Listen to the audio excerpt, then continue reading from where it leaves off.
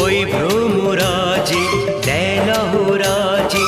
অধরা ছিল যে দেশে ধরা যে, এই কি সে স্বপ্নের ওই ফাগুন